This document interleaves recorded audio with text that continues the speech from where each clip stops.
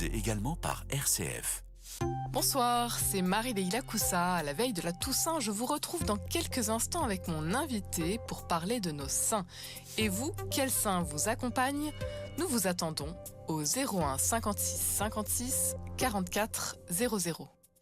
Radio Notre-Dame, les auditeurs ont la parole. C'est essentiel de faire un don à Radio Notre-Dame, comme on fait un don à ses plus proches amis, pour pouvoir les maintenir vivants et leur donner la capacité de se développer. Radio Notre-Dame n'est vendu à personne, et donc par conséquent, il est le reflet de ce que nous en attendons.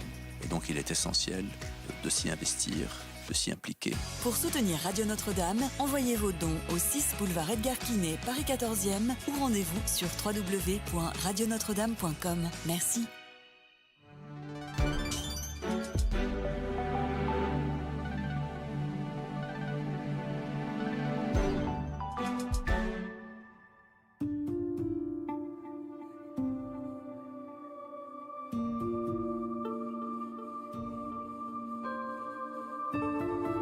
Écoute dans la nuit. Une émission de Radio Notre-Dame et RCF, Marie-Leila Koussa. Bonsoir à tous, il est 21h. Je suis ravie d'être avec vous en ce vendredi soir et à la veille de la fête de la Toussaint qui célèbre tous les saints connus, les saints inconnus et nous invite à la joie du ciel. Et vous, quels sont les saints qui vous accompagnent au quotidien? Vous pouvez nous rejoindre au 01 56 56 44 00. C'est François qui est là ce soir comme tous les vendredis pour vous accueillir. Vous pouvez aussi réagir en direct sur le chat de notre chaîne YouTube et participer à cette émission pour laquelle nous avons la joie d'avoir ce soir Odile Aumonté. Bonsoir. Bonsoir Marie-Leila, bonsoir à tous. Merci beaucoup d'être avec nous, Odile, en direct de Nancy, du côté de l'Alsace. Merci beaucoup d'être avec nous. Vous êtes autrice et éditrice jeunesse. Les histoires pour enfants, on ne les compte plus, et notamment celles sur la vie des saints. Ces saints qui vous passionnent. Odile Aumonté, vous avez publié Drôle de saints aux éditions des Béatitudes. 33 Fioretti tirés de la vie des saints de toutes les époques. Également, Vivre aujourd'hui avec les saints, c'est paru aux éditions Salvator, pour n'en citer que quelques-uns parce qu'il y en a vraiment beaucoup. Bientôt paraîtra le Noël de Saint-Nicolas aux éditions Salvator et première partie. Alors, Odile Aumonté, pour commencer, la Toussaint, c'est une fête qui vous plaît particulièrement, j'imagine. Bien sûr, oui. C'est une fête extrêmement riche qui permet de fêter tous nos amis les saints en même temps. Voilà, c'est vraiment une joie bien sûr, on les fête tout au long de l'année, chacun a sa date, mais là, les avoir tous réunis, en fait, on imagine ce que peut être la joie du ciel avec ce peuple immense de personnes de tous âges, de toutes nationalités, de toutes conditions sociales. Voilà, qui seront là pour nous accueillir et puis qui dès maintenant veillent sur nous, nous inspire des bonnes choses, voilà, et, et veulent nous donner ce bonheur qu'ils ont, eux, de connaître Jésus, de contempler Dieu, et voilà, c'est la meilleure chose qu'ils souhaitent pour nous. Alors ce soir, justement, on va parler de ces saints qui nous accompagnent. Il y a les plus connus, on pense tout de suite, bien évidemment, à Sainte Marie, Saint Joseph, et puis il y a les moins connus. Est-ce que peut-être pour commencer cette émission, vous avez envie de nous parler de saints que l'on connaît moins? Oui, bien sûr, il y en a tellement, mais alors c'est vrai que, par exemple, il y a quelques années, personne n'avait entendu parler du jeune Carlo Acutis, Oui. et maintenant il est saint, donc c'est vrai que c'est magnifique quand l'Église, en fait, découvre un visage comme ça de jeune saint qui parle aux jeunes, qui parle même à tout le monde, et puis en plus qui interroge notre relation aux réseaux sociaux, à l'évangélisation par les moyens modernes. Mhm. et voilà, c'est vraiment très riche, d'aller le chercher et puis de le canoniser en même temps que Pier Giorgio Frassati, qui lui est un peu plus ancien, dans les années 20 et puis, mort de la polio, donc c'est autre chose et qui lui se posait la question de la vocation et cetera, qui était, Mmh. voilà et bien, en fait, On ils avait sont d'ailleurs pardon, réunis on avait parlé ensemble. de votre ouvrage, Saint-Pierre Giorgio Frassati, L'Ange des pauvres, qui, vient tout juste de paraître également aux éditions, Tekkie. Oui, Odile, pardon de vous avoir effectivement. interrompue. Non, c'était aussi une belle émission avec Pierre Giorgio et en fait, oui, c'est vraiment beau de voir qu'en fait, chacun vient avec sa personnalité, avec sa mission et c'est vrai que quand, l'Église canonise, quelqu'un, il y a beaucoup de personnes qui ont une vie très sainte, mais qui ne seront pas nommées saintes par l'Église et donc c'est chouette quand l'Église le fait, en fait, elle confie une mission à ce saint, de nous donner sa grâce particulière et de nous permettre de creuser davantage son message, pour qu'il nous serve. Mais en même temps, ce qui est beau, c'est qu'il y a pas d'uniformité, c'est-à-dire il y a pas un moule dans lequel tout le monde va entrer. Mmh. Chacun est saint avec sa propre personnalité, ses limites, ses défauts, et donc nous aussi, nous avons à chercher notre chemin de sainteté et nous avons une sainteté qui nous est complètement unique. Chacun donc, peut devenir saint aujourd'hui. Ça c'est une bonne nouvelle à la veille de la Toussaint, Odile. Bien sûr, oui, oui, oui, nous sommes tous appelés à cette sainteté, c'est ce que nous dit le Concile Vatican II Mmh. depuis déjà pas mal d'années et les saints nous invitent à nous en emparer parce que c'est une bonne nouvelle, mais ça nous paraît peut-être trop loin ou inaccessible et les saints sont là pour nous dire, «Mais regarde, avec ce que je suis, avec ce que j'ai fait, je peux devenir saint, donc toi aussi».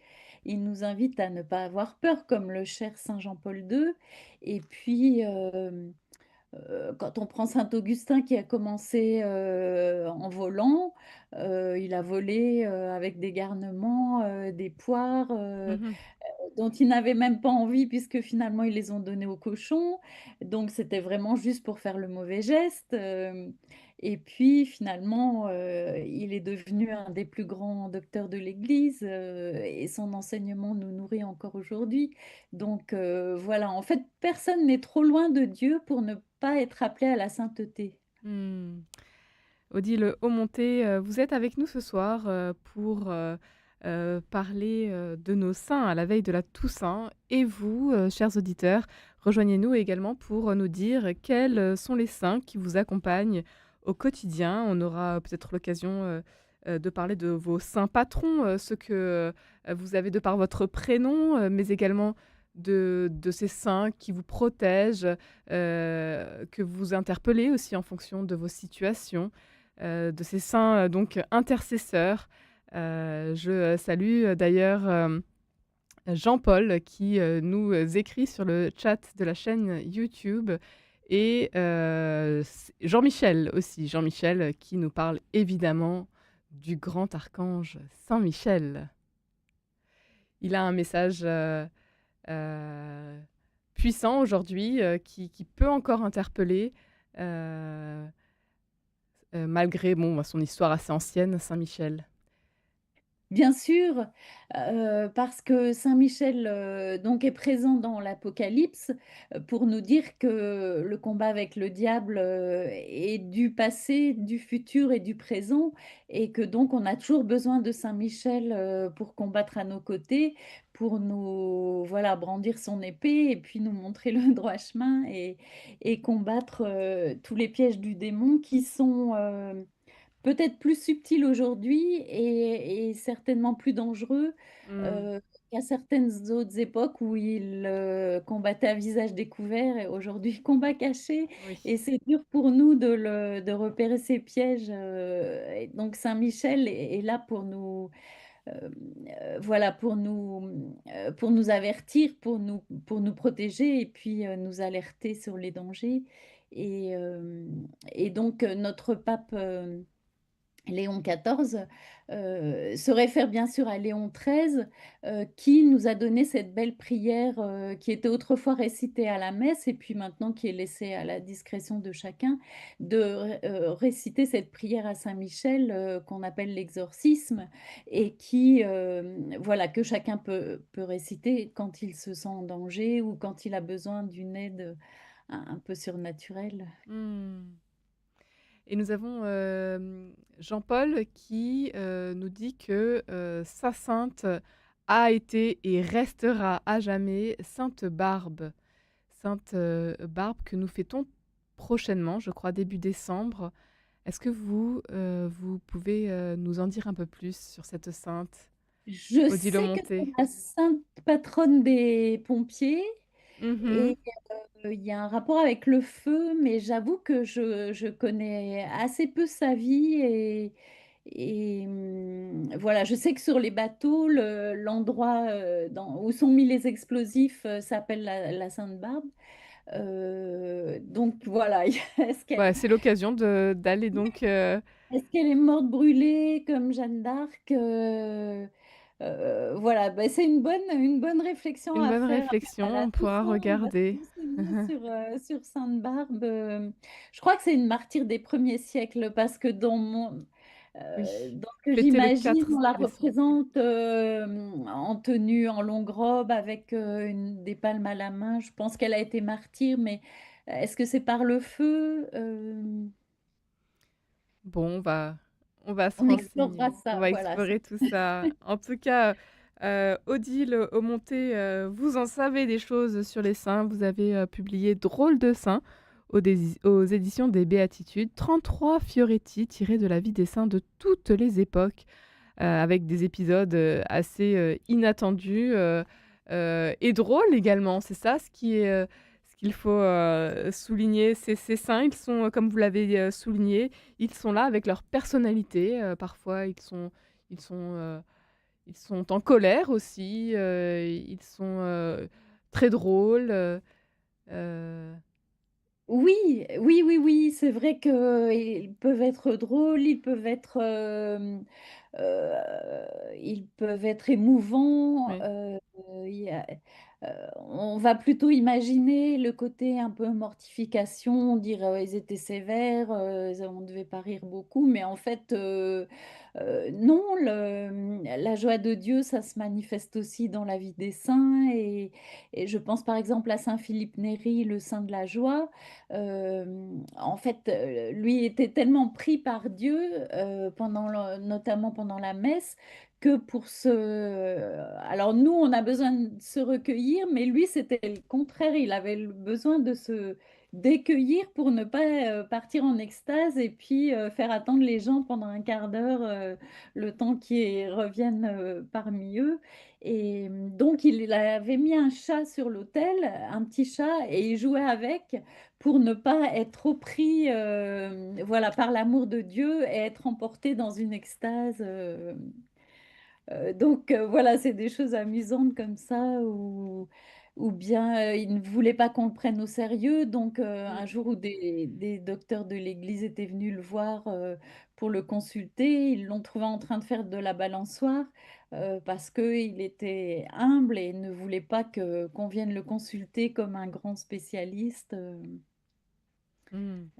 donc voilà, c'est des petits exemples, qui nous font sourire, Saint Jean 23 aussi, le bon pape comme on l'appelait, était aussi très drôle puisque, donc un petit garçon lui dit, qu'il hésite, je crois, entre être pompier et devenir pape et il lui dit, «Oh, tu feras un excellent pompier parce que tu sais, pape, tout le monde peut le devenir, la preuve». De belles anecdotes donc à découvrir, dans ce livre «Drôle de saint» paru aux éditions des Béatitudes. Odile Aumonté, de par votre prénom, comment est-ce que Sainte Odile, vous accompagne, au quotidien? Alors Sainte Odile, j'ai eu de la chance de la découvrir, quand j'étais petite grâce à cette belle collection qu'on appelait Belles histoires, belle vie, qui représentait énormément de saints. Donc, vous aviez des petits dessins et puis le texte était en dessous. C'était pas vraiment une BD, mais c'était très illustré. Mmh. Et Sainte Odile, on la représentait en princesse du Moyen Âge avec des longs cheveux. Et donc, elle a une belle histoire parce que elle est née aveugle. Et à l'époque, son père voulait la mettre à mort parce qu'il pensait, enfin, on sortait seulement de l'époque barbare et la maman était très chrétienne, mais pas le papa.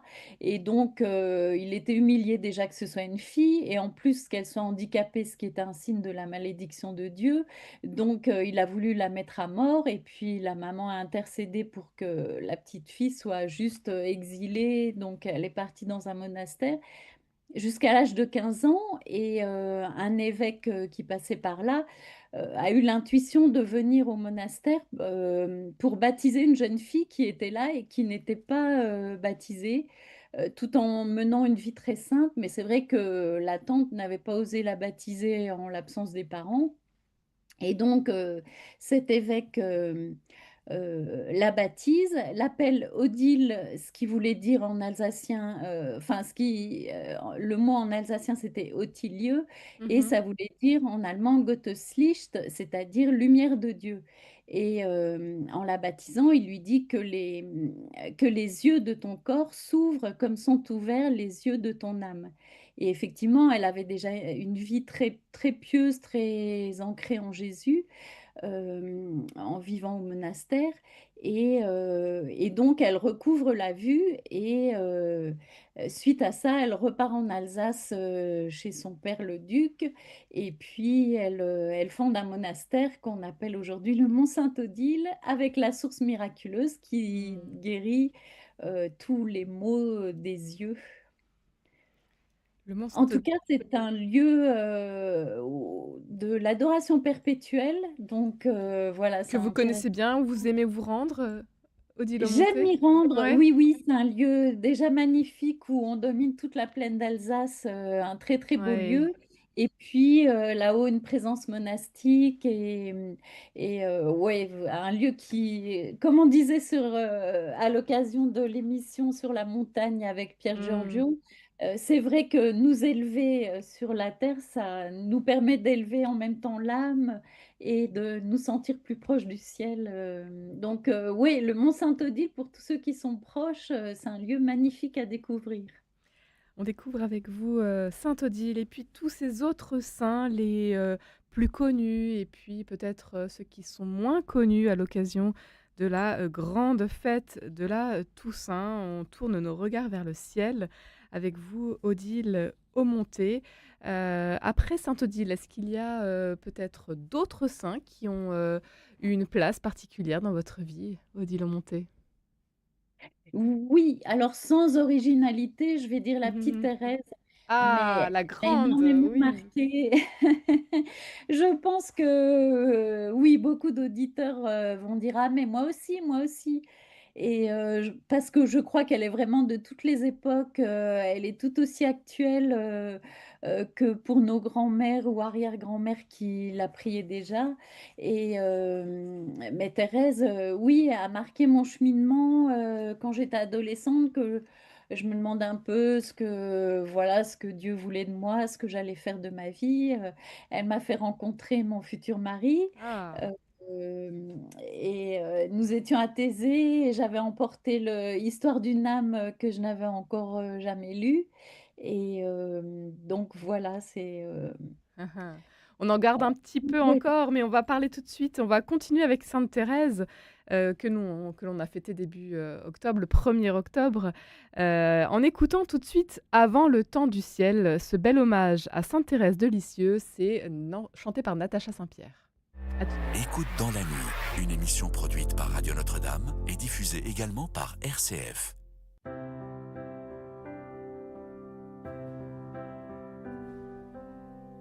Avant le temps du ciel, il y a les instants, ces morceaux d'essentiel où dorment nos sentiments,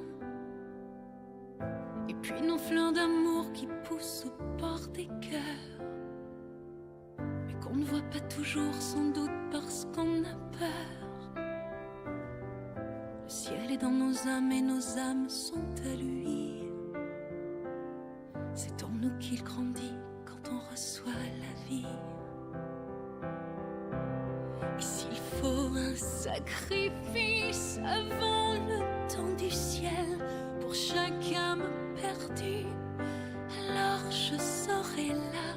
S'il faut des cicatrices avant le temps du ciel pour chaque âme rendue, qu'on les prenne sur moi.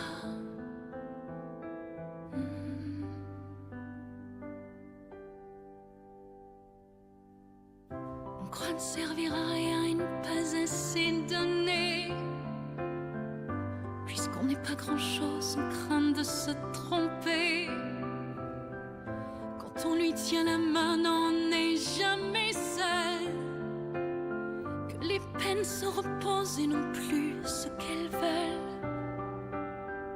Aider à chaque instant parce qu'il est le premier. Aimer à chaque instant, le ciel n'est pas pressé. Et s'il faut un sacrifice avant le temps du ciel pour chaque âme perdue, alors je serai là. S'il faut des cicatrices avant le temps du ciel pour chaque être rendu, qu'on les prenne sur moi.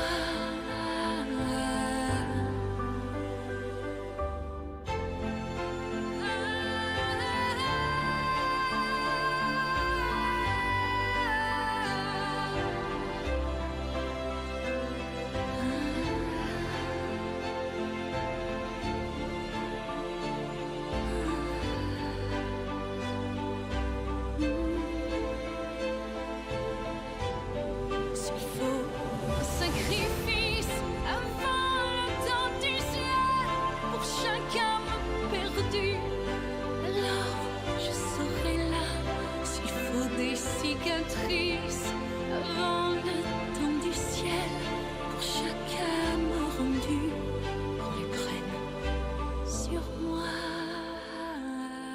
Natacha Saint-Pierre, avant le temps du ciel, ce bel hommage à Sainte Thérèse de Lisieux que vous évoquiez à l'instant, Odile Aumonté. Odile Aumonté, vous êtes autrice et éditrice jeunesse. La vie des saints n'a plus de mystère pour vous. En tout cas, vous en connaissez beaucoup. Vous avez publié Drôle de saint aux éditions des Béatitudes. Vivre aujourd'hui avec les saints aux éditions Salvator. Et vous évoquiez donc cette Sainte Thérèse de Lisieux ce soir à l'occasion donc de notre émission autour de ces saints qui nous accompagnent au quotidien. Je voulais saluer Marie-Jeanne qui nous a écrit, qui est dans votre région, Odile. Elle nous a contacté de Metz. Marie-Jeanne qui nous écoute attentivement et du coup qui préfère nous faire passer ce message. Elle aime bien Saint Jean de Capistran, patron des aumôniers militaires qu'on a fêté récemment, ainsi que Saint Luc, le saint patron des médecins militaires. On salue tous les militaires qui sont en mission, qui nous écoutent peut-être. Est-ce que vous avez quelques mots à nous donner par rapport à ces deux saints, Odile Aumonté? Alors, Saint Jean de Capistran, je ne connais pas trop, mais c'est vrai qu'il me fait penser à Saint Ignace de Loyola, étant militaire, qui trouve la foi suite à une blessure. Il est blessé à la jambe, il est alité et il demande des romans pour se distraire et on ne lui donne que la vie de Jésus et je ne sais plus quel autre livre. Donc voilà, c'est comme ça qu'en lisant des bons livres, eh bien, il trouve ou retrouve la foi. En tout cas, il devient ce fondateur des Jésuites que nous aimons tant et qui feront tant de bien dans les siècles qui suivent. Et puis, Saint Luc. et Saint Luc, oui, alors Saint Luc, bien sûr, donc qui a écrit son évangile, ce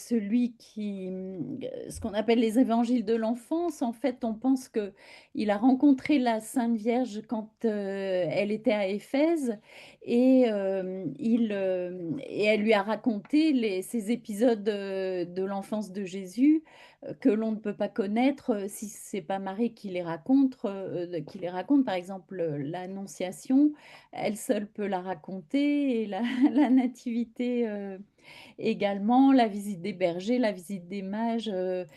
Donc voilà, Saint Luc qui en parle dans son évangile, on pense que c'est... Enfin, oui, je vois pas comment il aurait pu le savoir s'il n'avait pas rencontré Marie pour qu'elle lui raconte ces épisodes si émouvants. Et puis auteur des Actes des Apôtres avec les débuts de l'Église. Donc ça nous inspire énormément. C'est beau de voir Saint-Pierre, Saint-Paul tellement différents, prêts à se disputer et finalement qui arrivent à s'entendre grâce à l'Esprit Saint voilà, qui les réconcilie finalement. En fait, l'Église aurait pu commencer par un schisme, ça aurait été dommage, mais heureusement, l'Église veillait et Saint Paul et Saint Pierre ont eu l'humilité d'aller l'un vers l'autre, de s'expliquer et puis de trouver un arrangement. Voilà, c'était par rapport aux premiers chrétiens. Est-ce qu'il fallait qu'ils soient juifs? Est-ce qu'on leur imposait les lois du judaïsme ou pas? En fait, ouais, on voit que les saints ont beaucoup de responsabilités, que ce soit au début de l'Église ou aujourd'hui les prêtres, les évêques, le pape, tout ça, en fait, conduire l'Église dans le droit chemin en se laissant inspirer par le Saint-Esprit, ce n'est pas toujours facile. Oui. Alors, je salue Geneviève, Sylvie et Nicolas qui nous ont rejoints sur le chat de la chaîne YouTube. Et nous allons accueillir tout de suite Johanna. Bonsoir, Johanna. Bonsoir Marie-Leila, bonsoir à votre invité et à tous les auditeurs Bonsoir, auditrices Johanna. de Notre-Dame. Bonsoir. C'est un plaisir de vous entendre ce soir. Pareillement, pareillement. C'est une Merci. belle fête là, tout ça. Oui. Et vous La avez fête- envie de nous parler d'une grande sainte ce soir. Oui, alors c'est une grande sainte que j'aime beaucoup. Je l'ai partout chez moi en photo, sur mon portable. C'est Sainte Bernadette. Oui. Sainte Bernadette que j'aime beaucoup parce que la première fois que je me suis rendue à Lourdes, j'ai eu ma conversion à la Sainte Vierge. C'est là que j'ai fait ma conversion à la Sainte Vierge et du coup je me suis intéressée à la Sainte, mais sans plus. Au début, je me suis intéressée à la Sainte, je me disais bon, elle avait quand même une vie difficile, etc. Elle a vécu dans un cachot et puis moi j'avais travaillé dans une prison, donc déjà il y avait quelque chose qui nous rapprochait. Ensuite, j'ai fait plusieurs visites de chasse, de saints, Saint-Curé d'Ars, Sainte-Catherine-Labouré. Mais quand je me suis rendue à Nevers, chez Sainte Bernadette, je n'ai jamais ressenti... En fait, c'est comme si on dit que les saints nous choisissent, en fait. Et c'est comme si que j'avais... C'est pas comme si...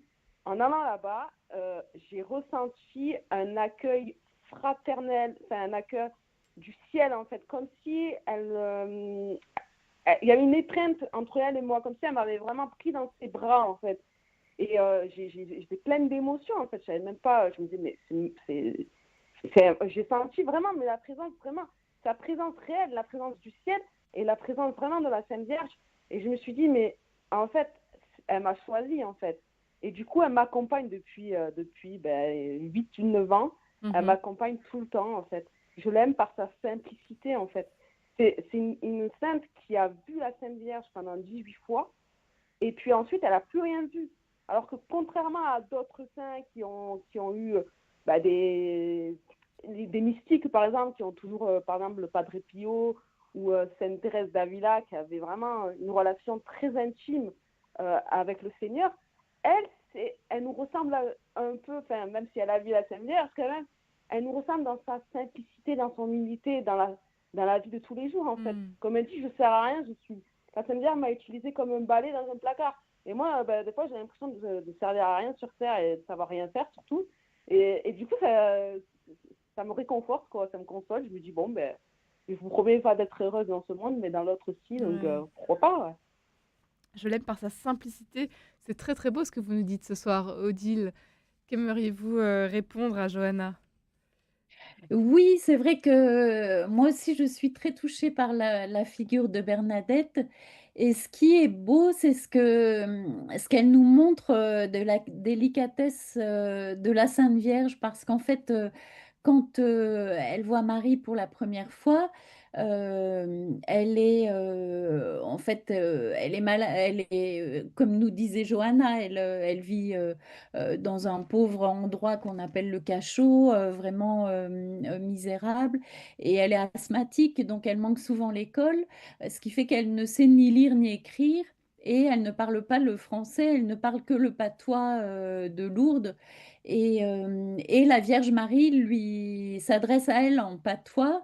Et alors qu'elle arrive avec sa robe blanche, enfin sa ceinture bleue comme on connaît les statues, tout auréolée de la pureté du ciel, elle s'adresse à Bernadette en lui disant: me ferez-vous la grâce de venir ici pendant 15 jours? Donc cette délicatesse du ciel face à une pauvre fille, voilà, une pauvre petite que les gens du village méprisent un peu ou prennent de haut en disant bah, elle, c'est la famille Soubirous. Et, euh, et donc cette délicatesse du ciel, oui, ce respect que Marie a envers cette pauvre petite sainte qui, oui, se compare à un balai qu'on laisse dans un coin après l'avoir utilisé, ça me touche énormément. Et Bernadette est toute émouvante, toute touchante. C'est vrai que le temps qu'elle prend pour enlever ses bas et pouvoir traverser le Gave et rejoindre ses amis. Et elle ne va pas assez vite. On l'imagine un peu tout empotée. Attendez-moi, attendez-moi. Et puis Marie profite de ce retard pour lui apparaître. C'est vraiment, oui, comme dit Johanna, c'est tout Mmh. humain, c'est tout, c'est la simplicité, c'est la beauté d'un amour tout pur, tout humble finalement. On invoque souvent certains saints selon nos situations. Ce que disait Johanna, c'est que souvent ce sont les saints qui nous choisissent. Expliquez-nous. Oui, alors c'est vrai que je pense que les saints se manifestent à nous. Quand on a besoin d'eux, c'est-à-dire que Johanna, par exemple, nous dit que elle, c'est Bernadette, et voilà, donc ce sera elle pour toute sa vie. Elle approfondit ses paroles, sa spiritualité, elle se laisse conduire par elle vers Marie, et donc par Marie vers Jésus. Mais parfois, on a un saint pendant une période, ensuite un autre. Mmh. C'est vraiment en fonction de son dont on a besoin, peut-être d'une phase de notre vie que nous traversons. Si on a des problèmes dans notre couple, on aura peut-être besoin de voir des époux mariés comme Louis et Zélie Martin. Mmh. Euh, ou bien si on a des problèmes avec nos enfants, nous aurons besoin de Sainte Monique qui a tant pleuré sur Saint-Augustin jusqu'à ce qu'il se convertisse, Mmh. jusqu'à la joie d'assister à son baptême. Et donc voilà, c'est par période, des périodes où on sera poussé à évangéliser, Mmh. d'autres où on sera poussé à se retirer dans le silence pour se ressourcer, etc.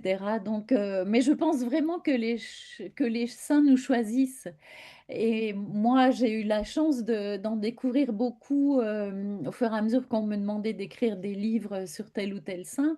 Et donc, je plonge, quand on me demande d'écrire une biographie, ça me prend à peu près un an où je suis complètement avec la Mmh. personne.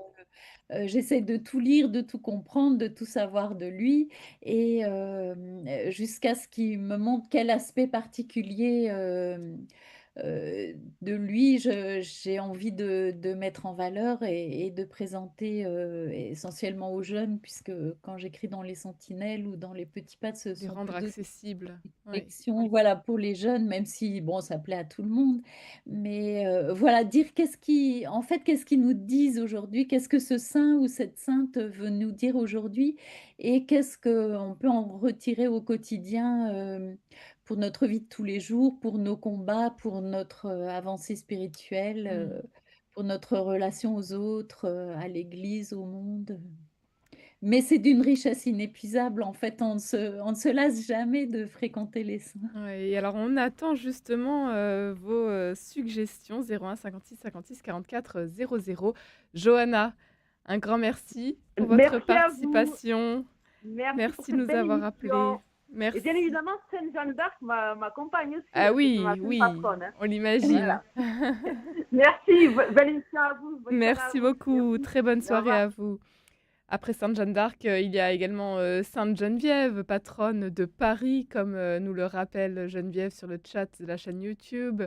Sylvie qui nous dit qu'elle aime bien Sainte Faustine. N'hésitez pas à nous rejoindre tout de suite. Nous allons accueillir Raphaël. Raphaël, bonsoir. Bonsoir Marie-Léla, bonsoir à votre invité. Alors, moi je voulais apporter mon petit témoignage. Oui. Bon, voilà, je suis Un handicapé, autre je saint. souffre de schizophrénie et j'ai dû m'arrêter de travailler. Donc, je touche une pension d'invalidité et un petit complément AH. Mais en fait, je me suis aperçu que c'était pas bon de rester inactif, même quand on est handicapé. Il faut avoir une activité, il faut faire quelque chose. Et moi, en fait, j'aime beaucoup cuisiner. Donc, bon, je fais la cuisine 3 fois par jour. Et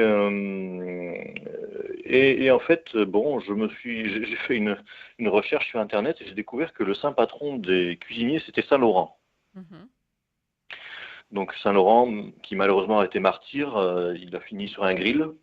Donc, c'est pour ça qu'il est le saint patron des cuisiniers. Et tous les jours, quand je cuisine, j'ai une petite pensée pour lui. Voilà. Je ne l'invoque pas parce que je veux pas faire de la magie, en fait. Mhm. En tout cas, vous avez une pensée pour ce saint. Oui, oui, et il oui. vous accompagne au quotidien à travers la cuisine qui vous redonne foi en la vie, un peu, Oui, Raphaël. oui, oui, oui, Ouais. oui, oui. Absolument, absolument. Odile, ce témoignage vous touche?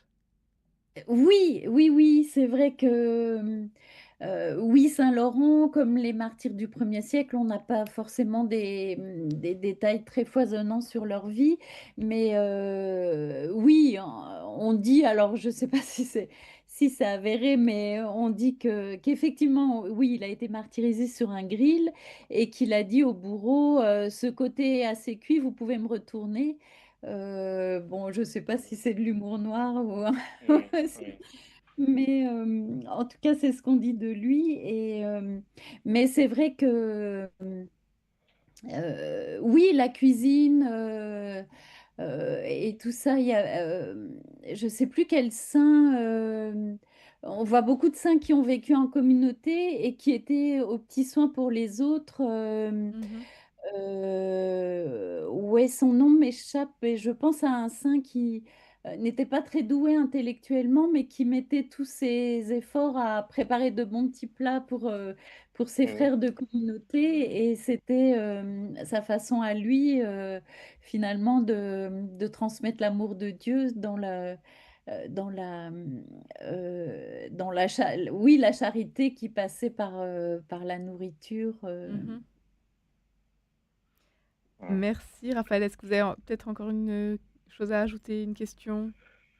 Non, non, non, non, non, non, non. Non. Et la Saint-Laurent, c'est fêté quel jour? Je sais pas. Ah, ça c'est... On va regarder ça. Oui. Saint-Laurent, fêté... Je ne sais pas. Moi non plus, je ne sais pas. Je voulais regarder, mais c'est pas assez rapide. C'est fêté le 10 août, 10 août, la d'accord. Saint-Laurent. Eh bien, écoutez, merci beaucoup, Raphaël, Merci à vous. pour ce partage ce soir autour de ces saints qui nous accompagnent, 01 56 56 44 00. Également le chat de la chaîne YouTube de Radio Notre-Dame, où vous êtes nombreux toujours à réagir. Je n'ai pas toujours le temps de tout lire. Je crois qu'il y avait une question de Jean-Paul qui se demandait est-ce que tous les saints du calendrier sont vraiment des... Tous les prénoms du calendrier sont des saints, Odile Monté. Oui, oui, tous les saints. Oui, c'est vrai qu'on a un calendrier qui, oui, en fait, qui est formé de saints. En fait, on trouve plusieurs saints par jour, parfois jusqu'à une dizaine.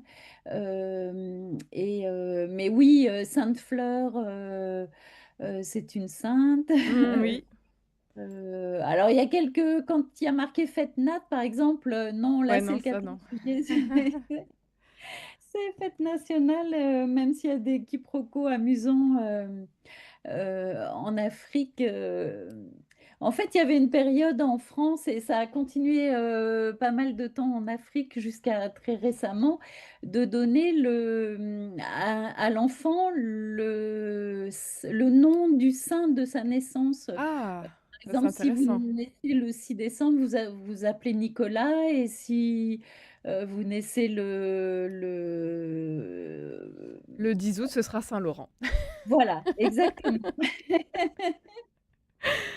Très intéressant. Alors, on en parle avec vous ce soir, Odile Monté, et vous tous qui nous écoutez, 01 56 56 44 00. On parle de ce que l'on connaît bien, et puis pourquoi pas évoquer ce que l'on connaît moins, ceux qui nous resteront également à jamais inconnus, et qui pourtant ont marqué, de par leurs belles actions sur la terre. On va écouter tout de suite La sainteté des gens ordinaires. C'est chanté par Stéphanie Lefebvre. Écoute dans la nuit, une émission produite par Radio Notre-Dame et diffusée également par RCF.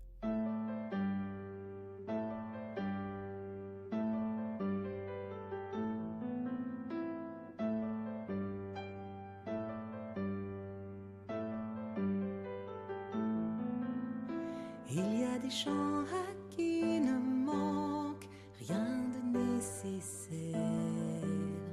Il y a des gens agis par Dieu pour qui l'action est une prière.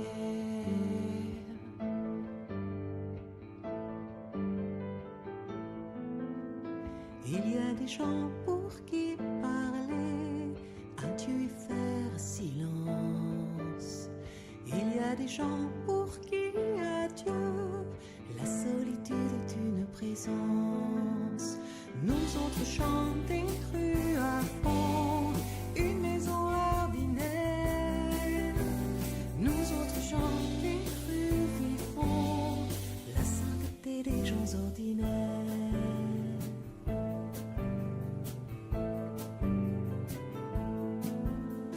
Il y a des gens enfoncés loin dans l'épaisseur du monde.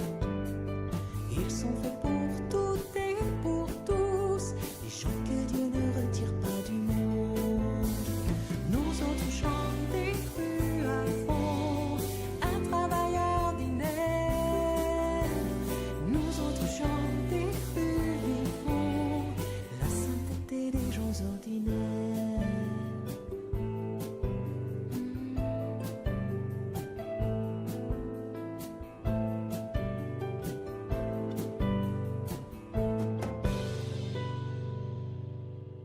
Il y a des gens sans aucun feu et sans aucun habit.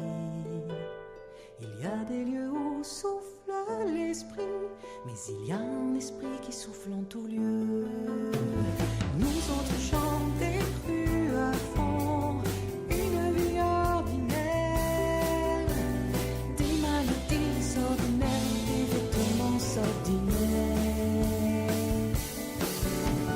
Nous autres chants des rues vivons une vie ordinaire, des souffrances ordinaires, des deuils ordinaires.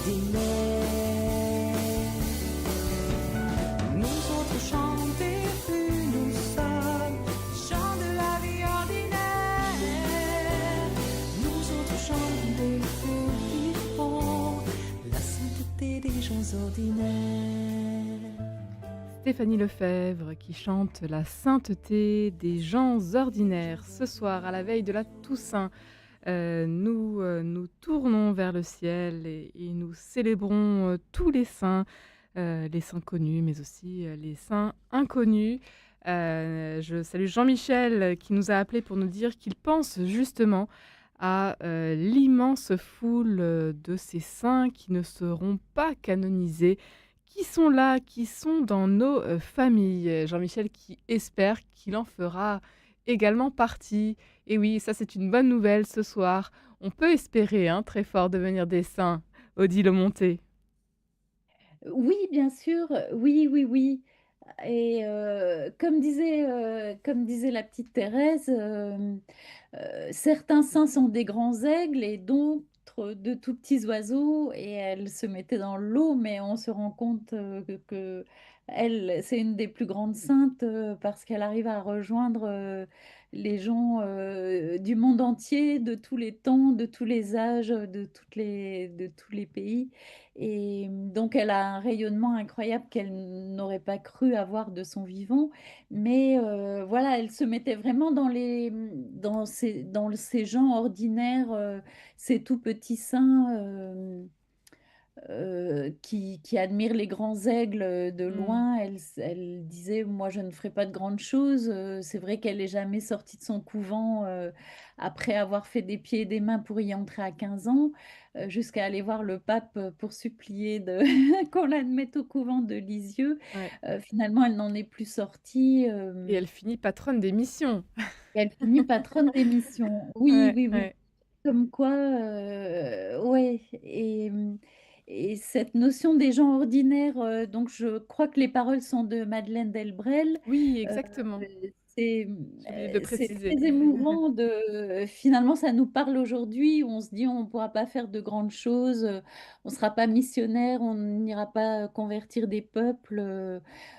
Quoique, par Internet, on peut peut-être réévangéliser nos sociétés qui sont à nouveau des terres de mission finalement. Mais, mais voilà, il y a cette sainteté toute simple, ramasser une épingle par amour, trouver Dieu dans les casseroles, comme disait Sainte Thérèse d'Avila, Mm. ou voilà, faire des petites choses toutes simples. Ce qui est amusant aussi, c'est que certains saints ont une révélation très très tôt des mystères du ciel. Donc tout petits, ils savaient à peine marcher et puis ils se traînent pour dire leur chapelet et tout ça. Mhm. Euh, et d'autres, au contraire, n'avaient pas de révélation et ont dû apprendre comme nous finalement. Et je pense aux petits enfants de Fatima, en fait, donc qui vont voir Marie. Donc on se dit, bah, ils étaient prédestinés à avoir la Sainte Vierge. Et pourtant, je pense à cet épisode où donc Lucie, qui est plus grande, fait partie des enfants de Marie. Donc il y a une procession du Saint-Sacrement et elle fait partie des enfants qui ont des paniers de fleurs et qui, sur le passage du Saint-Sacrement, vont lancer des pétales de fleurs. Et la petite Jacinta, quand elle voit ça, elle a envie d'y aller aussi. Donc Lucie lui dit, bah, viens, on va demander à ma grande sœur si elle veut bien. Mm. Donc c'est d'accord, la petite Jacinthe, on lui donne un panier de fleurs et puis on lui dit, quand tu verras Jésus, tu lances tes fleurs. Et donc, le prêtre passe avec l'ostensoir, l'hostie est dedans, les enfants lancent leurs fleurs, sauf Jacinta qui ne fait rien. Et puis, donc, à la fin, la grande sœur la gronde en disant bah voilà, tu reviens avec ton panier alors que la procession est finie. Et donc, la petite se met à pleurer en disant mais j'ai pas vu Jésus, tu m'as dit d'attendre que je vois Jésus et je l'ai pas vu, moi, Jésus. Et donc Lucie lui dit mais Jésus c'est l'hostie enfin mais tu sais pas ça et la petite dit ben non et donc Lucie lui dit Jésus se cache dans l'hostie et donc les enfants garderont toujours cette expression Jésus caché pour parler du Saint-Sacrement et mais la petite non en fait les saints ne savent pas tout, ils apprennent comme nous Et la petite Jacinthe n'avait pas une révélation mystique lui disant que Jésus était dans l'hostie, elle le voyait à moitié. Non, pas du tout. En fait, elle a vu passer l'hostie sans comprendre que c'était Jésus dont on lui parlait. Et donc voilà, il y a aussi des... Voilà, les saints ont appris comme nous, ils ne savaient pas tout, ils n'avaient pas la science infuse. Et nous aussi, nous avons à apprendre. Et Saint Augustin disait, on aime pour connaître et plus on connaît, plus on aime. Magnifique. Enfin, non, je m'en mêle les pinceaux. Enfin, Il faut connaître pour aimer et plus on connaît, plus on aime. Voilà. voilà, Saint-Augustin. Et alors, on va accueillir tout de suite Laurent. Laurent qui nous appelle de la Marne. Bonsoir, Laurent. Oui, exactement. Bonsoir Maria Coussa et puis bonsoir à votre invitée Odile de Montet, je crois. Oui. Et bonsoir à toutes les auditrices et auditeurs des radios RCF et Notre-Dame. Merci Voilà. beaucoup, Laurent. Merci de nous rejoindre. Je vous en prie. Alors, j'ai entendu le thème de l'émission, donc du coup, je voulais me manifester. Alors déjà, je voulais dire que je partageais beaucoup de points qu'a dit votre invité. Je suis assez d'accord sur de nombreux points, notamment sur le fait que c'est pas nous qui choisissons nos saints, mais les saints qui nous choisissent. Et en l'occurrence, comme la première des saintes qui s'est trouvée sur mon chemin quand j'avais à peu près 6 ans. Il m'a fallu beaucoup d'années pour après comprendre les miracles qu'elle m'a accordés, et puis des pétales de rose également. C'est Sainte Thérèse, Sainte Thérèse de Lisieux. Alors naturellement, j'entends aussi toute la famille, puisqu'il y a aussi ses sœurs, Louise, Élie, Martin. Mais bon, voilà, je vais limiter parce que j'en ai principalement 4. Donc Sainte Thérèse... parce que justement, normalement, j'aurais dû rester handicapé et ne jamais marcher. Or, aujourd'hui, j'ai la chance de marcher. Donc, je pense que Sainte Thérèse m'a accordé par l'intercession de ses prières, parce que je pense qu'on peut encore aujourd'hui évangéliser, pas seulement par les médias, mais aussi par la prière, ce qui était la grande force de Sainte Thérèse. Donc je lui dois beaucoup. En plus, comme j'ai eu un abandon affectif quand j'avais à peine 1 an par mes parents biologiques et que j'ai perdu plus tard des gens très chers, eh bien à chaque fois, j'ai eu un baume sur mes douleurs grâce aux chansons et aux chansons d'une artiste particulière, en l'occurrence Mireille Mathieu, que j'ai découverte aussi sans savoir qui c'était quand j'avais à peu près 6 ans. Et pour moi, ça fait partie des pétales de rose que Sainte Thérèse m'a accordé dans ces périodes de souffrance très difficiles. Donc voilà, donc pour moi, Sainte Thérèse, c'est vraiment quelqu'un de number one, quoi. Ah oui. Ensuite, il y a Saint Jean-Paul II, que j'ai eu la chance de rencontrer dans le cadre des JMJ à Rome, où j'étais volontaire, et il m'a accordé sa bénédiction. Et avant même qu'il soit béatifié, il avait une telle gentillesse, un tel aura, un tel magnétisme dans le regard, dans le visage, que voilà, c'est un souvenir qui restera pour moi inoubliable. Et d'ailleurs, quand il est décédé, j'ai été très triste, comme si j'avais perdu quelqu'un de ma famille, de très proche. Et j'ai mis une bougie, puisque c'était aussi presque les moments de Pâques, et j'avais mis une bougie. Alors ensuite, j'ai un 3e saint qui est également très important, puisque je m'appelle Laurent, donc là aussi, je n'ai pas choisi. On en a parlé. Voilà. Et donc, moi, je savais que c'était le 10 août, donc j'aurais bien voulu vous souffler la réponse, mais bon, voilà. Merci, quand même. Et du coup, je souhaite à tous les Laurent ou Laurence que je connais, la Saint-Laurent, toujours le 10 août, et même... On fêtait souvent dans ma famille, on faisait des brochettes pour cette occasion-là. Enfin voilà, vous saurez tout. Et du coup, alors moi, là où j'admire beaucoup Saint-Laurent, c'est qu'effectivement Saint-Laurent a été grillé, mais surtout c'est la raison pour laquelle il a été grillé. C'est-à-dire que quand l'empereur a demandé, donc il a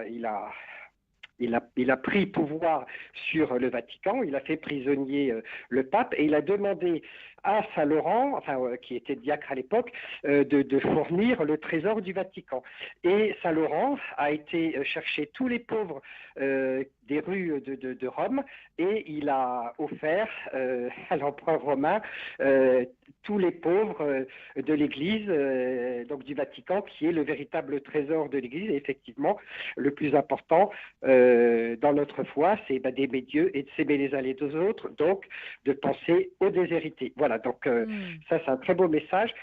Et alors, j'en profite aussi pour citer Marie-Jeanne, qui nous a également rappelé par rapport à Saint-Laurent pour nous dire qu'en Guadeloupe, il est beaucoup fêté par les cuisiniers, notamment. Donc, on en profite pour saluer tous ceux qui nous écoutent depuis nos belles régions, nos belles îles.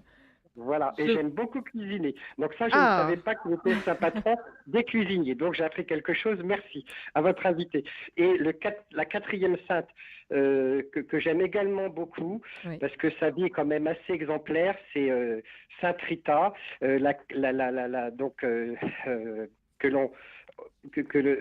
l'on prie pour les causes désespérées. Et c'est vrai que quelquefois, quand on a l'impression d'être au bout du tunnel, eh bien, Sainte Rita est quand même pour moi un gros soutien. Donc moi, je les prie, de toute façon, tous les jours, je prie tous les saints, je les cite, je fais une sorte de litanie des saints, et pour moi c'est vraiment quelque chose de très important dans mes prières, parce que ce sont des exemples effectivement qui nous permettent de comprendre que, regardez Saint Paul, bon ça commençait mal sa vie, même Saint François d'Assise, terrible sa jeunesse, mais malgré tout, grâce à l'appel de Dieu, comme rien n'est impossible à Dieu, eh bien, ils se sont convertis et ils sont devenus des exemples pour nous. Voilà. Merci, un grand merci Laurent. Je vous en prie. Merci beaucoup pour vos émissions et votre émission de ce soir. Et puis bonne soirée à tout le monde. Bonne soirée, belle fête de la Toussaint demain. Et on peut peut-être évoquer Sainte Rita, fêtée le 22 mai. On en avait également parlé à l'occasion de sa fête au mois de mai. C'était une belle émission qui vous avait fait beaucoup réagir et on avait eu de très beaux témoignages à cette occasion. Sainte Rita, la cause pour les causes désespérées, Odile Aumonté. Oui. C'est vrai que sa vie est marquée par des phénomènes mystiques et une vie monastique, etc., avec beaucoup d'ascèses, des visions, voilà. Mais c'est vrai que ce qui frappe, c'est surtout après sa mort, les prières, sa chapelle qui se trouve à Paris, dans le quartier de Pigalle, qui est toujours remplie. Il y a toujours, on peut y entrer à n'importe quelle heure du jour ou de la nuit. Il y a toujours quelqu'un qui prie.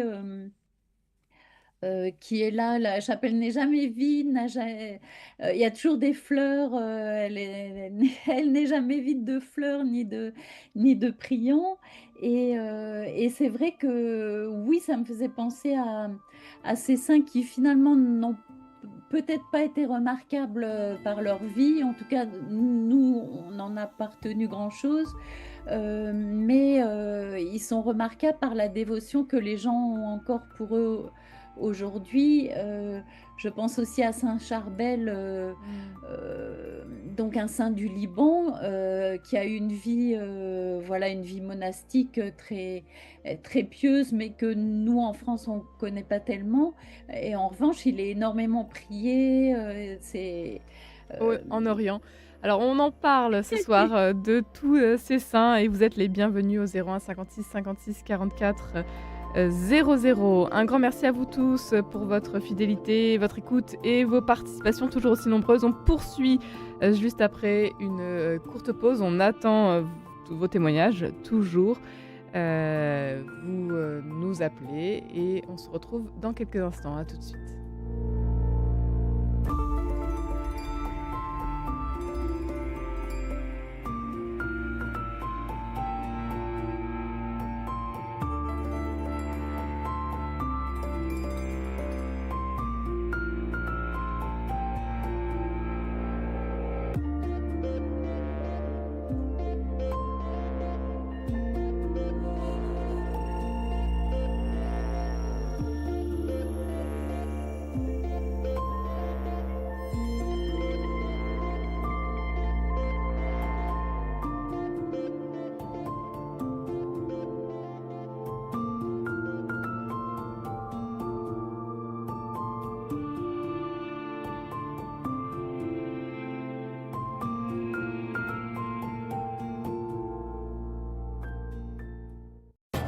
sont artistes, scientifiques, écrivains. Chaque semaine, au micro de Thierry Lyonnais, des hommes et des femmes de conviction nous parlent de leur métier et de leur passion.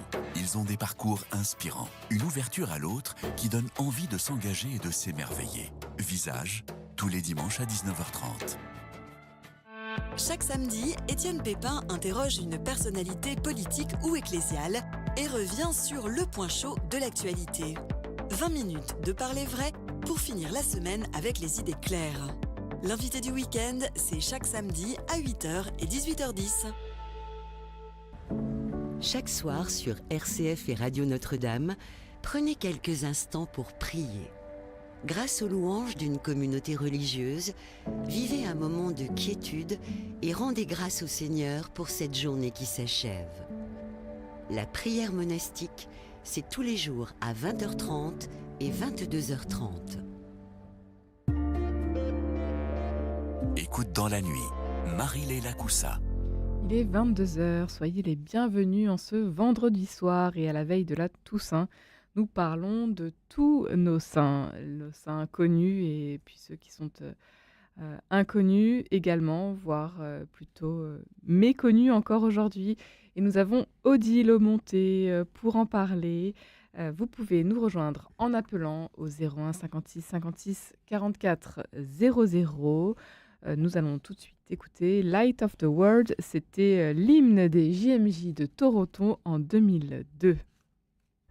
Écoute dans la nuit, une émission produite par Radio Notre-Dame et diffusée également par RCF.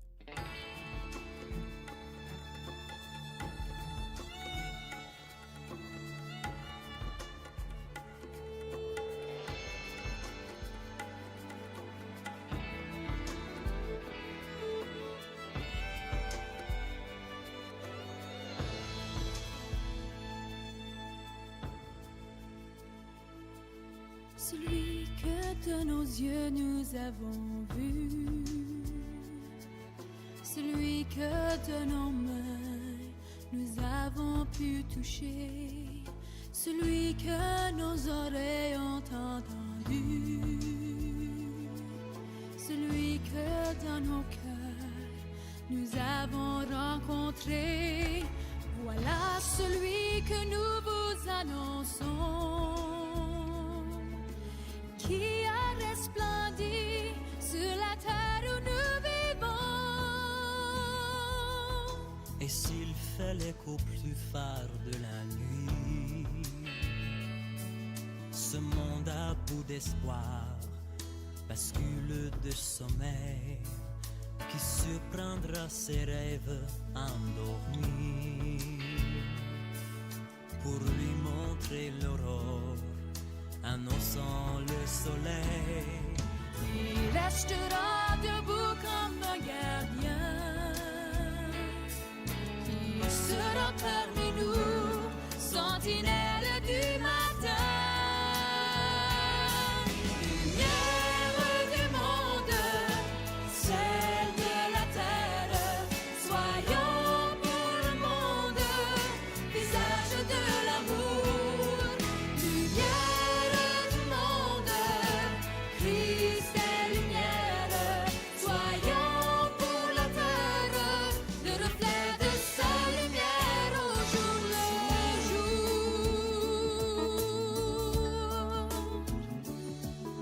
Le sel n'est rien s'il n'a plus de saveur,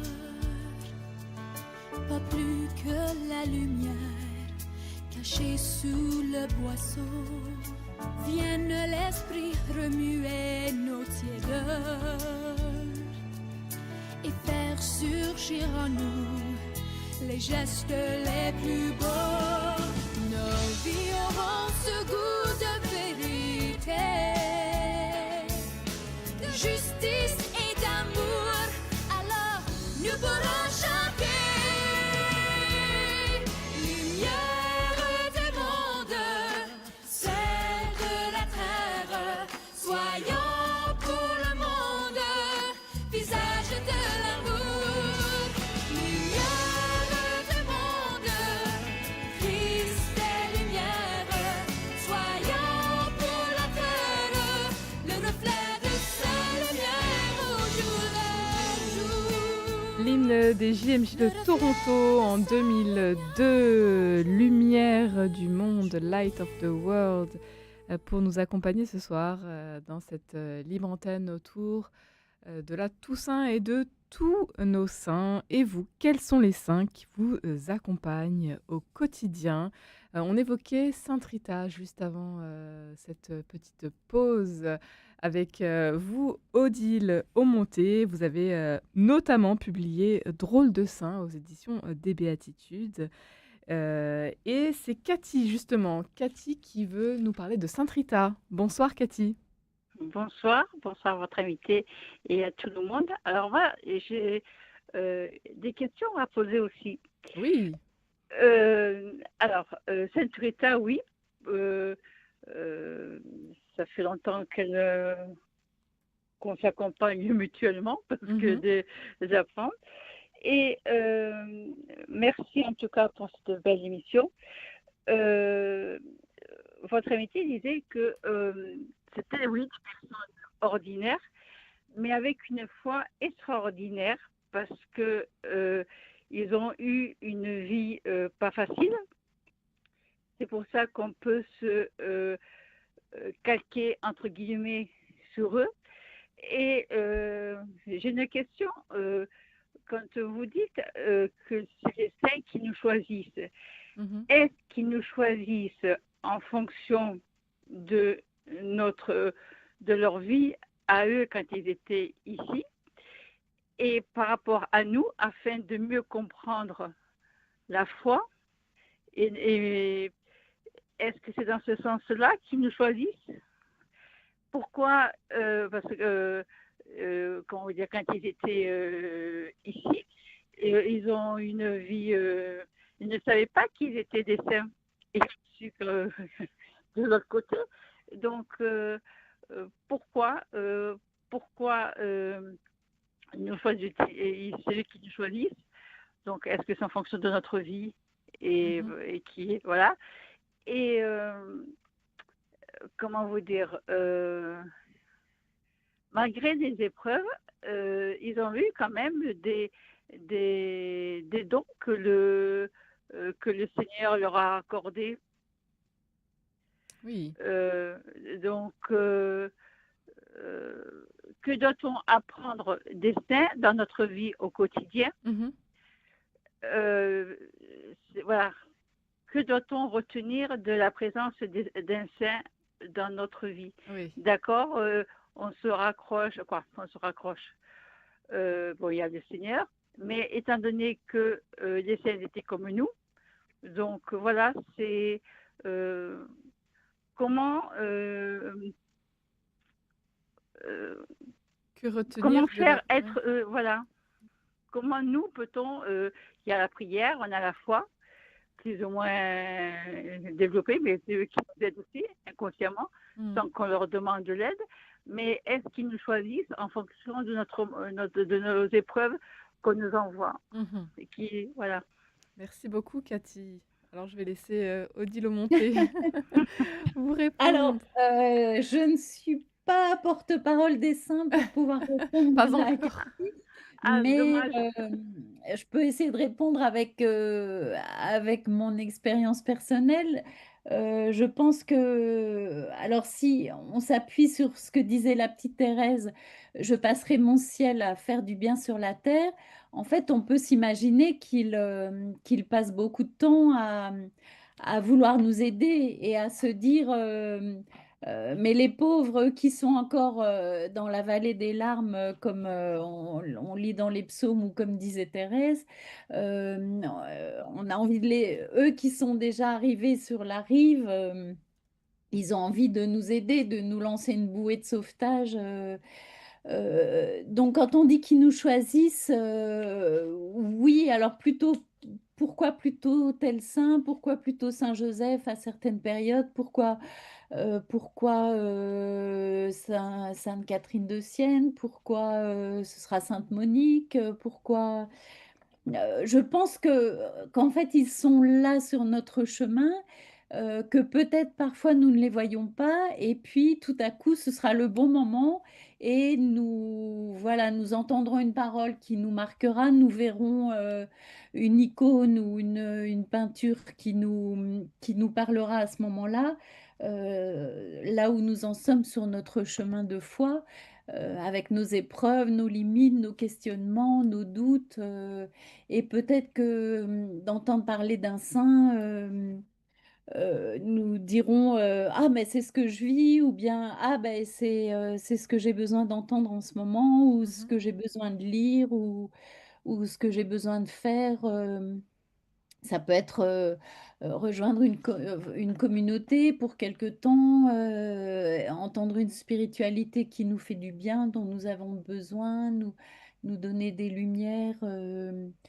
C'est difficile de répondre parce qu'en fait, qu'est-ce que les saints nous donnent? Ils nous donnent un chemin vers Jésus, mais eux ne gardent rien pour eux. Tout ce qu'ils veulent, c'est nous conduire vers Jésus, et chacun finalement reflète un peu un aspect de Jésus. Les martyrs nous montrent qu'il faut prendre l'amour de Jésus au sérieux, et qu'on peut aller jusqu'à donner sa vie.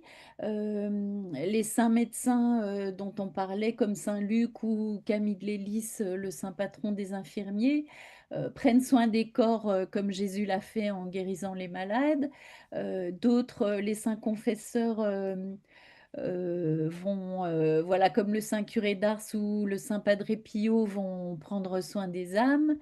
Euh, Tous les saints prêtres avec eux. Les saints fondateurs vont nous donner des lieux où nous pouvons aller nous ressourcer, et chaque ordre monastique a sa spiritualité propre, avec les franciscains d'un côté, les dominicains qui vont être plus dans l'étude de l'autre, les jésuites dans l'action, etc.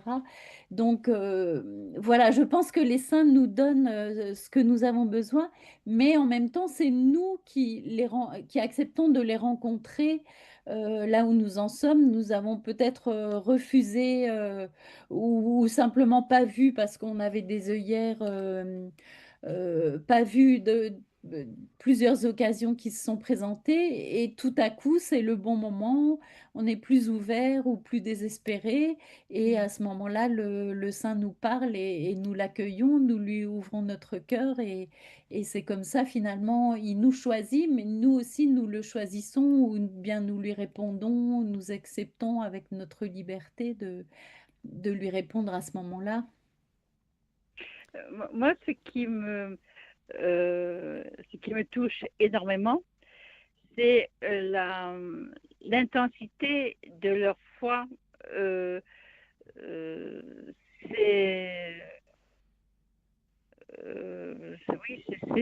Regardez quand vous priez, l'intensité, quand vous priez, l'intensité de la prière, quand des fois quand vous ne la récitez pas, vous la vivez, la prière. Mais je veux dire, c'est des leçons qui nous donnent, quel que soit le saint, mais des leçons de vie. Et c'est vrai qu'à chaque instant du quotidien, on ne peut avoir qu'une pensée pour eux, de leur passage, de leur vie. Mais c'est beau à la fois, oui. C'est vrai qu'on ne s'en rend pas compte peut-être de tous ces saints qui nous entourent. C'est ça aussi la grandeur incroyable de ce qu'on évoque ce soir, de cette fête qui est la Toussaint. Oui, mais de toute façon, on n'est jamais seul. Parce qu'entre les saints, les anges, les archanges et le monde céleste, on a des amis. Oui, c'est ce qu'on disait hier. Vous n'êtes pas seuls, nous ne sommes pas seuls. Et ça fait vraiment chaud au cœur de se le dire, de se le redire à tous ceux qui nous écoutent ce soir, qui se sentent peut-être seuls. Sachez que voilà, on est une grande famille avec Écoute dans la nuit, et vous êtes nombreux à le dire justement sur le chat de la chaîne YouTube. Et je salue Raphaël qui vient de nous rejoindre, ainsi que Claudette. Merci à vous tous d'être là. Merci beaucoup Cathy pour votre participation ce soir. On va accueillir à présent Brice. Bonsoir Brice. Oui, bonsoir Léla, bonsoir chers frères et sœurs qui êtes à l'écoute. Alors moi, j'ai 3 saints qui sont vraiment précieux, Mhm. et dont 2 qui sont des guides spirituels. Jean de la Croix, Juan de la Cruz, qui a marqué l'Église par sa spiritualité, donc celle du Carmel, et Mhm. les jésuites, avec Ignace de Loyola et ses exercices, et François d'Assise sont vraiment des géants. Et ce sont des saints, en fin de compte, qui nous ont été donnés. Tous les saints sont le visage du Christ à un temps donné où ils ont vécu. Tous reproduisent, en fin de compte, la charité, la foi, l'espérance, quelque chose de notre Seigneur. Et je trouve très beau que, en fin de compte, chacun dans l'Église, en cette fête, qui est notre fête à tous et à chacun, chacun peut s'approprier une route, comme dans l'Évangile, pour comprendre Bartimée, se mettre à sa place et donc faire un chemin d'introspection avec les exercices de Saint Ignace, ce soit Zachée, Bartimée ou combien d'autres. Et ce qui est très beau, c'est que en cette année, donc comme toutes les années, peut-être creuser le chemin, celui de notre propre sainteté, à l'aune de celle d'un autre qui nous a montré le chemin, qui a manifesté quelque chose qui parle à notre cœur, de cette sainteté qui est universelle et qui est dans l'Église, le Christ lui-même, qui se donne à chacun d'entre nous intérieurement. Donc je souhaite à chacun une très belle fête de la Toussaint demain, et puis au bout de la route, on se retrouvera tous là où on pourra célébrer le Seigneur, et ça sera magnifique. Oui. Bravo et merci beaucoup. Amen. En vérité aussi, ce qui est très important de comprendre, c'est la configuration que nous vivons aujourd'hui. Elle est, pour moi, c'est comme un retour aux sources. Que ce soit tous des pères de l'Église, et ben, en fin de compte, ils manifestent ce que nous vivons, pas seulement dans les hérésies, mais dans la construction d'une Église qui est peut-être aujourd'hui a besoin de retrouver ses racines et aussi se projeter dans l'avenir, dans la pastorale. Je souhaite vraiment que, moi je forme le vœu que l'Église de demain soit toujours la même pour le temps qui lui sera donné, en même temps avec chaque catholique chrétien qui est vraiment la foi, une foi éclairée par les enseignements de l'Église et aussi par l'adoration, la mission. Je pense que nous sommes au début, Vatican II, nous l'avons assimilé, nous sommes au début d'un temps de mission qui va être de plus en plus prégnant pour l'Église dans le monde, et que l'unité de l'Église se fera par le Christ et par la base en étant des frères et des sœurs au niveau des protestants, des catholiques et des orthodoxes, en se fréquentant et puis en acceptant que l'autre soit différent et en laissant le Christ nous unir. Ça, c'est aussi une bonne nouvelle. Oui. Donc, bonne fête à Toussaint à chacun. Merci beaucoup, Brice. Merci pour votre participation ce soir. Et à l'occasion de la Toussaint, nous avons Béatrice qui nous a contacté. Béatrice qui nous propose de venir à la procession des bannières de Saint-Étienne-du-Mont. Pour ceux qui sont du côté de Paris, c'est un événement donc annuel à l'occasion de la Toussaint justement. Ça va se passer à 14h30, pour récupérer des bannières. Il y en a près de 62 prévues, des bannières donc, pour de nombreux saints. Et c'est toujours une procession, une belle procession donc, dans les rues de Paris, à partir de départ à 15h pour aller jusqu'à Notre-Dame et y entrer pour les vêpres. Un grand merci, Béatrice, pour cette proposition.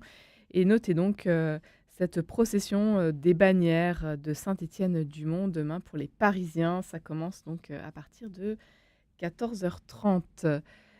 Nous allons à présent accueillir Hubert. Hubert qui est dans l'Orne. Bonsoir Hubert.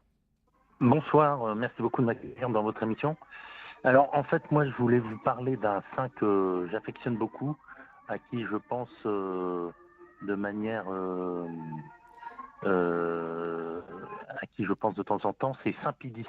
C'était un saint issu d'une famille très très modeste. Oui. Il voulait pas du tout devenir saint, et je veux dire, il voulait pas du tout devenir pape. C'était quelqu'un de très modeste. Et dans la société d'aujourd'hui, où enfin souvent il y a des, enfin je dis pas que c'est valable pour tout le monde, mais pour beaucoup de personnes, peut-être, moi le premier, où on veut être important, célèbre, etc. On veut avoir la première place. Bah, lui, c'était tout le contraire. Il a pleuré quand il a appris qu'il devenait pape. Et puis aussi, j'ai une affection pour lui spécialement parce que il a inspiré Monseigneur Lefebvre, vous savez, un évêque en France qui a fondé la fraternité sacerdotale Saint-Pidis, justement. Saint-Pédis de son nom. Oui, voilà, et de son nom, et qui a sauvé la messe en latin, et qui est remise d'ailleurs à l'honneur par le pape Léon XIV. Et cette messe en latin, elle est vraiment très très belle, et ça peut être une source d'évangélisation très forte. Et moi, je prie de tout mon cœur Saint-Pierre et Saint-Paul, qui s'entendaient pas toujours, Oui, pour qu'il y ait la réconciliation, ce qu'on justement, disait. dans l'Église conciliaire, avec les traditionnalistes. Parce que c'est très important qu'on soit unis, parce que si les catholiques ne sont pas unis entre eux, bah, ça ne donne pas un beau témoignage, une belle cohérence par rapport à tous nos compatriotes qui ne croient pas, qui se détournent de l'Église, de la messe.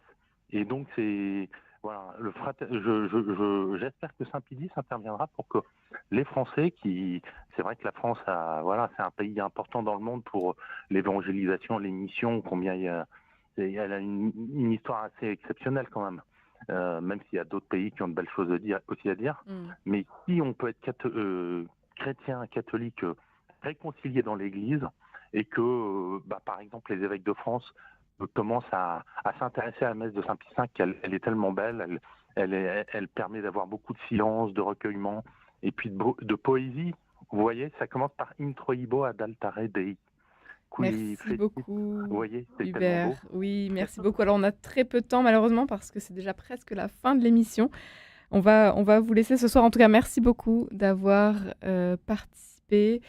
Saint-Pédis, oui, c'est vrai que c'est pas un saint que l'on évoque assez souvent. Merci en tout cas de nous l'avoir proposé ce soir. Alors, avant de devoir terminer, déjà, peut-être, Odile Aumonté, est-ce que l'on peut aussi évoquer ces vies trop courtes et puis toutes ces étoiles filantes, comme on les appelle, celles de ces bébés, de ces vies d'enfants qui nous quittent trop tôt et auxquelles on pense également ce soir à la veille de la Toussaint. Oui, c'est vrai que nous parlions en commençant cette émission de Carlo Acutis, mais on pense à des enfants encore plus jeunes, par exemple la petite Anne de Guigné qui a une vie si complète en 11 ans, je crois, ou des enfants même encore plus jeunes. Oui, c'est un mystère, toutes ces petites vies parties finalement sans avoir eu le temps de dévoiler leur sainteté propre et qui pourtant est bien réelle. En fait, ils ont aimé de tout leur cœur Jésus dans le peu de temps qu'ils avaient. Et finalement, l'Église dit qu'ils se sont accomplis autant qu'une personne en 80 ans qui peut-être aura été moins rapide dans son chemin ou dans sa relation avec Jésus. Et en écoutant Brice tout à l'heure, je me disais, c'est vrai que les saints ont quand même construit la société et ont été précurseurs dans plein de domaines pour lesquels ensuite l'État a pris le relais, mais c'est quand même eux qui ont commencé avec les hôpitaux, c'est quand même les saints qui ont commencé avec les écoles, l'enseignement, la santé. Jean de Dieu avec les malades psychiatriques, on pensait qu'ils étaient possédés, lui a dit ils sont malades. Enfin, les saints ont été précurseurs vraiment dans beaucoup de domaines. Aujourd'hui, les médias, je pense au père Daniel Brottier. Qui a lancé la presse, qui a lancé des petits journaux. Maximilien Kolb aussi a évangélisé par les journaux. Carlo Acutis, on en a parlé pour les réseaux sociaux.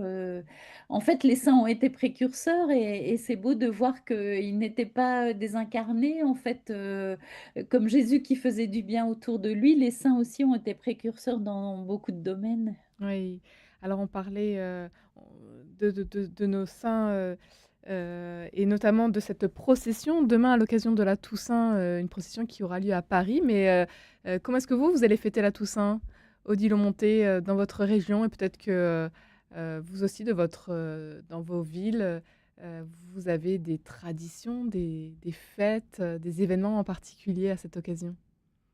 Pour Alors conclure nous, à l'émission. Nancy, ouais, alors nous, à Nancy, ce sera ce sera le défilé de Saint-Nicolas. C'est pas exactement à la Toussaint, c'est le Un 6 petit peu plus tard. décembre. Oui. Donc voilà, là, pour nous, ce sera la grande fête en Lorraine. Voilà, avec procession au flambeau, procession des chars de la Saint-Nicolas et tout ça. Mais moi, une tradition que j'ai découverte à la communauté des Béatitudes et que j'aime beaucoup, c'est que dans l'église, en fait, on prend toutes les icônes des saints qu'on a dans nos chambres, toutes les images qu'on a dans nos missels, et on les met devant l'autel, en fait. Et ça, en fait, ça dessine le ciel et c'est là qu'on voit toutes ces saints tellement différents les uns des autres et en même temps tous unis dans une communion, dans une unité qui est l'amour de Jésus. Voilà, en fait, moi, ce que j'aime, c'est voir tous ces visages de saints, tous différents et en même temps tous habités par la même lumière. Merci beaucoup, Odile Monté. Vous évoquiez Saint-Nicolas et ça tombe bien parce qu'à cette occasion, vous allez publier très prochainement un ouvrage, Le Noël de Saint-Nicolas. Ça va être publié aux éditions Salvator et Première Partie. Et puis si d'ici là, vous avez envie de découvrir les vies de saints, parfois plus inattendues, vous avez Drôle de saint, c'est paru aux éditions des Béatitudes. 33 Fioretti tirés de la vie des saints de toutes époques à découvrir donc, ainsi que Vivre aujourd'hui avec les saints, c'est aux éditions Salvator. Un grand merci Odile Monté d'avoir été avec nous ce soir. Un grand merci à vous tous pour vos participations et vos témoignages. Toujours si nombreux demain, donc c'est la Toussaint. Très bonne fête à vous tous. Comme vous le rappeliez si joliment, Odile Monté, cette communion des saints. Merci à vous tous pour cette communion que nous avons pu vivre ce soir grâce aux ondes avec vous, où que vous soyez, vous qui nous appelez, vous qui écrivez, qui réagissez en direct sur le chat de la chaîne YouTube de Radio Notre-Dame.